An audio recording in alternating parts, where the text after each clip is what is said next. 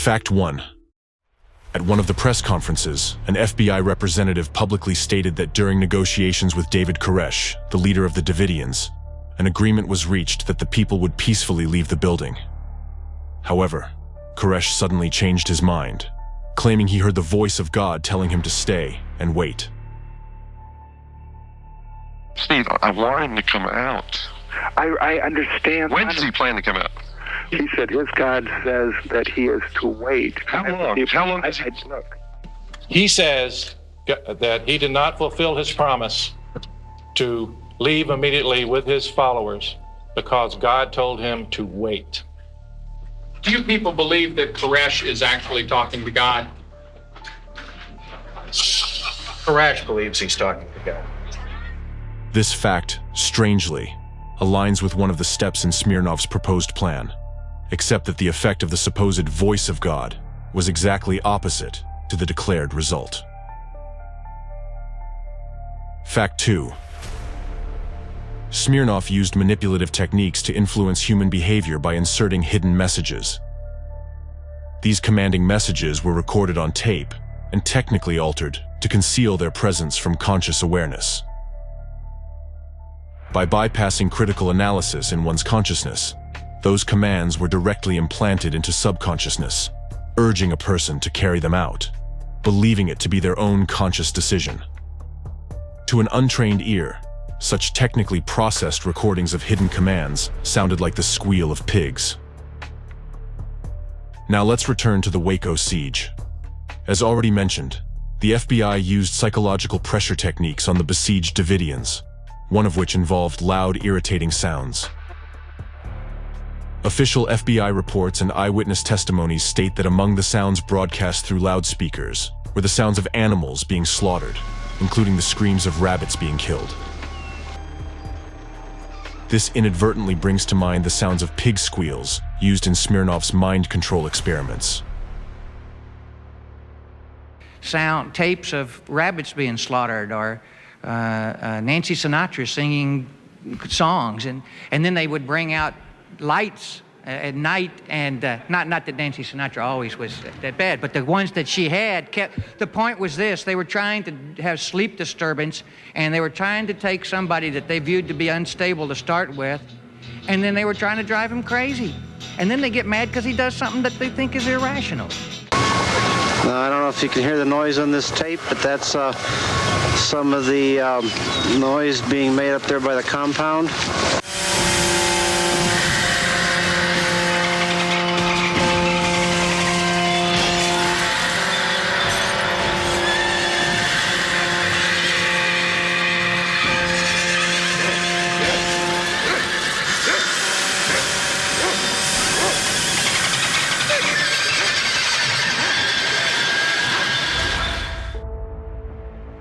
This raises a question.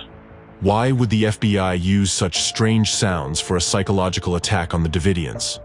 However, these actions gain an utterly logical explanation when combined with Smirnov's plan and the deprogramming methods used by anti-cultists against the besieged. One question remains. What was the true purpose of the plan proposed by a man who collaborated with the KGB to American intelligence agents as the final solution to the issue of the supposedly dangerous and sinister cult? What hidden directives were then transmitted through those encrypted sounds? And who was the intended target of that influence? We have seen what was the ultimate outcome for the Davidians. However, the law enforcement officials present at the Waco siege could have also been affected by those sounds. Moreover, Timothy McVeigh, the perpetrator of the Oklahoma City bombing, visited the site in 1993 to express his support. The man later bombed the FBI and ATF building to avenge Waco. Did he hear the sounds that echoed throughout the area? The likelihood is very high. Was he a victim of anti-cult programming? He definitely was. We cannot assert that Smirnov's psychotechnologies alone influenced him. Multiple layers of embedded directives played a role in this case.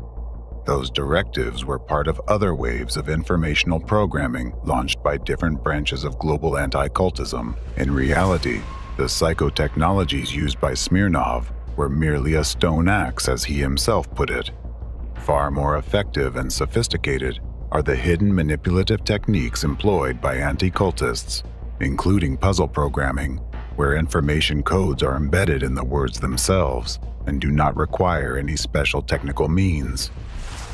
To an average person, such words, phrases and their combinations, or the frequency of repetitions may seem unremarkable and draw no attention, but for those who understand the principles behind their arrangement, they are like precise mathematical formulas. Using those formulas, one can assemble specific people at a particular time and place to perform a specific action, and the likelihood that those formulas will work is close to 100%. These are ancient manipulative methods that predecessors of the anti-cultists used as long ago as in the times of Christ to make the crowd shout, "Crucify him," just as humanity has been working throughout history to improve various types of weapons. In the same way, methods of psychological manipulation were being refined for an external invisible force to subjugate a person's will and to enslave them. Based on these ancient methods, further developments were conducted in secretive research bureaus in the Soviet Union. These same ancient methods were adopted, refined, and implemented by the Nazis of the Third Reich. Today, using these manipulative technologies, representatives of the anti-cult movement turn ordinary people into biorobots who become remotely controlled weapons aimed at targets the anti-cultists designate. These are facts supported by the 30-year history of the criminal network of anti-cult organizations. That's exactly how the FBI agents, officers of other law enforcement agencies, and government officials who were present at the Waco siege became victims of anti-cultist manipulations. They were all caught in the crossfire area of exposure to the informational programming waves created by the anti-cultists. They were literally zombified. This explains why they were confident in their actions, considered themselves professionals, and believed they had the situation under control, while in reality, they were basically puppets externally manipulated by a maniac. How else can we explain the strange behavior of those who carried out the Waco operation? Why lock those people up like lab mice in a cage and subject them to acts of psychological terror using hidden manipulative techniques? The siege of the Davidians and the final assault didn't look like a hostage rescue operation, but rather resembled a prolonged and excruciating torture. And who were actually the hostages if everyone remained in the building voluntarily? Official representatives and operation leaders stated at press conferences that they were primarily concerned about the children in the building, fearing they might be subjected to abuse by the Davidians. But what did they actually do to those children? They not only exposed them to danger, creating conditions for a tragic outcome, but also let them burn alive by preventing fire trucks from reaching the burning building. We thought that their instincts, the motherly instincts would take place and that they would want their children out of that environment. It appears they don't care that much about their children, which is unfortunate. Moreover, on the day of the assault on Mount Carmel, the FBI used the combat chemical agent CS against civilians, including innocent children and infants. Those who gave and executed the orders knew the Davidians had gas masks. But they also knew that the only ones unprotected from this gas would be the children, as their faces were too small for wearing the masks. He actually drove right through the middle of the building into the kitchen area and basically at point-blank range fired gas into the concrete room where the women and children were. In a cul-de-sac like that where there was no ventilation, they must have been going through. There was only one door? Front, one entry? Yeah. There was no windows, no back door or anything like that.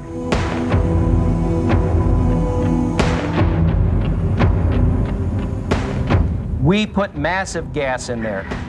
Their gas mask by that time had to be failing. I believe that using CS gas against infants against old people with respiratory problems. There were 60, 70-year-old men in there, and there were young children. That's torture.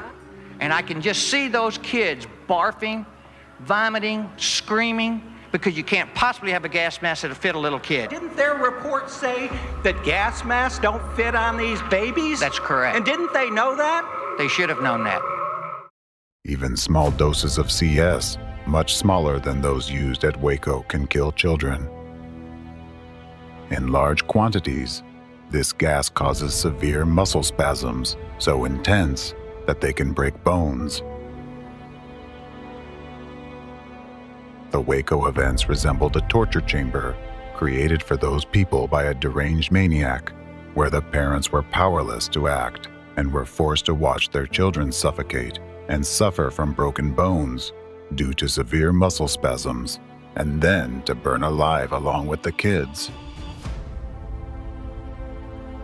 Those who were still able to move after being gassed tried to escape the fire through the only door leading outside from their shelter, but they were shot. Government defenders claim that the Davidians killed each other in an attempt to escape the torment. Meanwhile, government critics refer to infrared surveillance footage and argue that the Davidians were shot by law enforcement from an armored vehicle as they tried to flee the burning building.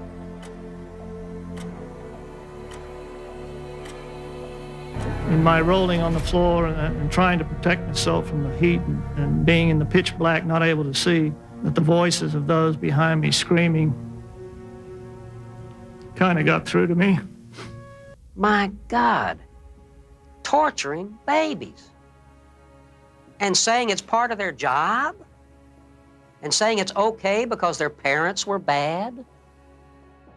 The mother of Pablo Cohen, an Israeli Jew, talking to an American Jewish lawyer, watching that gas be inserted into that building, watching an American tank knock down an American house and then it burst into flames.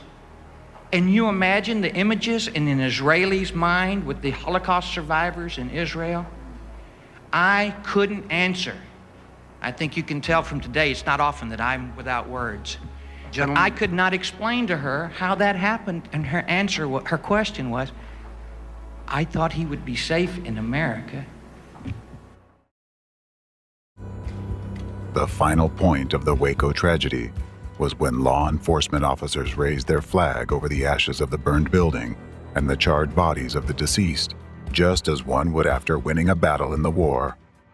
But can the siege, psychological torture, and militarized confrontation against a group of peaceful civilians who were unable to resist such an overwhelming force be considered a battle? Does such behavior by individuals who are supposed to serve their country and uphold the law resemble the actions of normal, sensible people? Why did these people become like this? Who impaired them? The answer is clear. These individuals, much like the Davidians who died at their hands, fell victim to manipulative techniques employed by anti-cult gangs. In fact, everyone understands perfectly well who actually burned down the building in Waco while people were still inside. In this way, the law enforcement and authorities tried to cover the traces of their crime and safeguard themselves. They were aware that the American people would never forgive them for such an egregious crime against their own citizens. As seasoned professionals, the operation commanders must have realized they had gone too far with the use of gas, resulting in the tragic deaths of people, especially children. That's why the order was given to shoot Branch Davidians who attempted to escape the burning compound in order to prevent them from revealing the torture they endured, how their children died from the gas, and who actually set their house on fire. You can intimidate or bribe one or a few witnesses, but if all these survivors had given the same testimony about what happened to them inside the building besieged by the law enforcement, the authorities wouldn't have been able to hide the truth about the Waco tragedy.